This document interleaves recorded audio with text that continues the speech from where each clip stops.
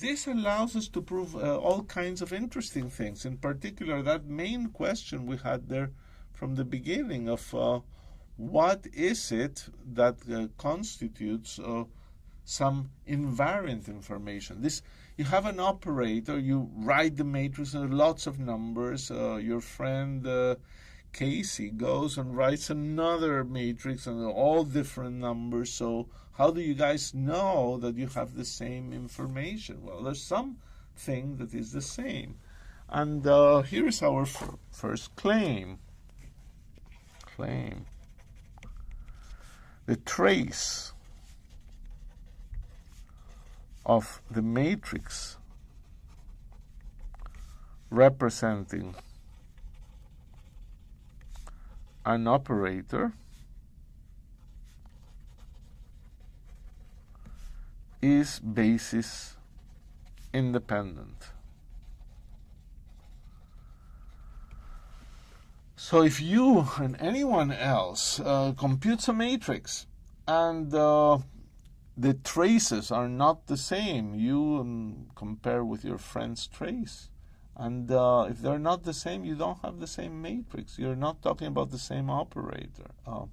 So whatever basis vectors you choose to represent an operator, the trace will come out to be the same. So what is the trace? The definition is the trace of a matrix is equal to the sum over the diagonal elements, Tii, you sum over I. And, well, here I'm writing it in one basis, but you could write it in any basis, and it should be the same. That's what we want to show.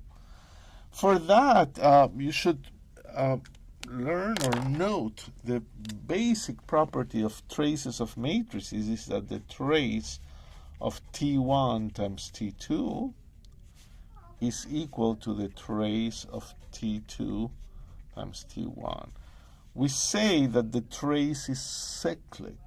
More generally, so this is something you should prove, and you should see why it is true. It's a simple exercise in matrix multiplication. But then this implies that trace, for example, of T1, T2 up to Tn is cyclic. So it's equal to trace of Tn, T1, T2 up to Tn minus 1, say. You can cycle the whole thing. And this is clear because you could think of this is the first factor up to here, and this is the second factor. You can move the second factor before the first factor. So cyclicity is a very fundamental property of traces. So if you have cyclicity, we can try the trace of this object. So what is the trace of T of U would be equal to the trace of A minus 1 T of V A. But by cyclicity, you can move this A here, so it would be the trace of A minus 1 T of V. But A minus 1 is the identity, and the identity times any matrix is T, is just T, so you get trace of T of V. Missing the parentheses there. So trace of T of U is equal to trace of T of V. It's exactly what we wanted to prove. So the claim is proven. Another important invariant of a matrix representation is the determinant. So we claim also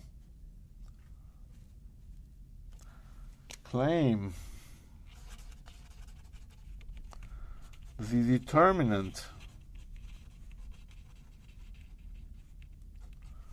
of a matrix representing an operator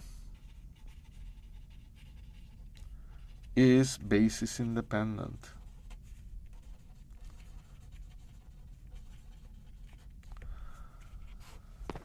So for this, you also have to remember some simple properties of determinants, and this property is quite familiar, perhaps. Determinant of a product of matrices is equal to the product of determinants.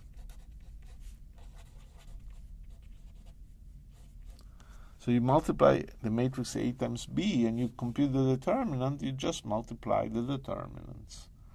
So in particular, this shows that determinant of a matrix times the determinant of its inverse, well, would be equal to the determinant of the product, which is the determinant of the identity, and that's 1. So determinant of a matrix, of course, is a number. Also, by simple generalization of this, determinant of A1 up to AN is equal to determinant of A1 multiplied up to determinant of AN. So now it's a simple exercise again to prove that the determinant of a matrix representation is basis independent. So we do it. That of T of U, and remember our formula, this is that of A minus 1 T of V A, and now we use the product rule, so this is that A minus 1 times that T of V dot that A. These are 3 numbers, and that A times that A minus 1 give you 1. So this is equal to that of T of V. And therefore, indeed, the determinant of a matrix that represents an operator doesn't care what basis you use. So these are trace and determinant are the most famous of invariants of representation, and they carry intrinsic information, those 2 numbers. And there are other numbers that carry intrinsic information, and we will study them pretty soon.